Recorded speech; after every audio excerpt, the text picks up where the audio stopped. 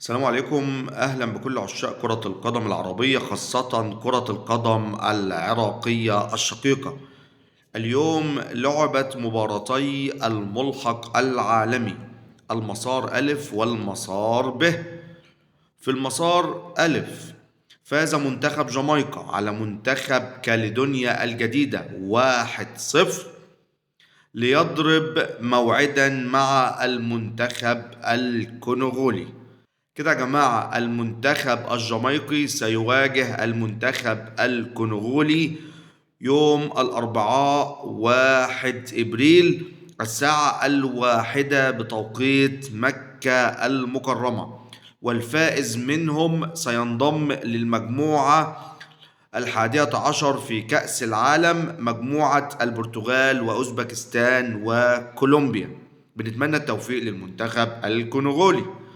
أما على الجانب الآخر، وده اللي يهمنا كلنا، وإن شاء الله بنتمنى التوفيق للمنتخب العراقي في المسار به. منتخب بوليفيا يفوز على منتخب سورينام 2-1.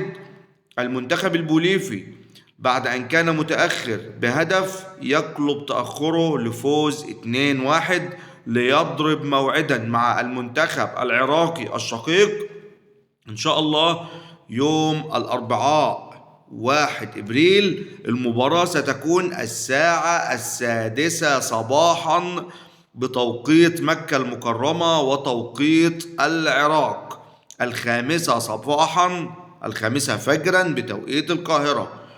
بنكرر يا جماعة كده، المنتخب العراقي الشقيق إن شاء الله سيلاقي منتخب بوليفيا على ملعب نادي مونتيري المكسيكي في تمام الساعة 6 صباح يوم الأربعاء 1 إبريل، 6 صباحا بتوقيت العراق وتوقيت مكة المكرمة، 5 فجرا بتوقيت القاهرة. إن شاء الله يا جماعة بنتمنى كل التوفيق للمنتخب العراقي الشقيق، وإن شاء الله يصعد المنتخب العراقي لينضم للمجموعة 9، مجموعة المنتخب الفرنسي ومنتخب السنغال ومنتخب النرويج. والله العظيم يا جماعة بنتمنى من كل قلوبنا أن يكون المنتخب العراقي بإذن الله موجود في كأس العالم 2026. كل التوفيق للأشقاء، كل الحب لإخواتنا في العراق، وتحياتي للجميع.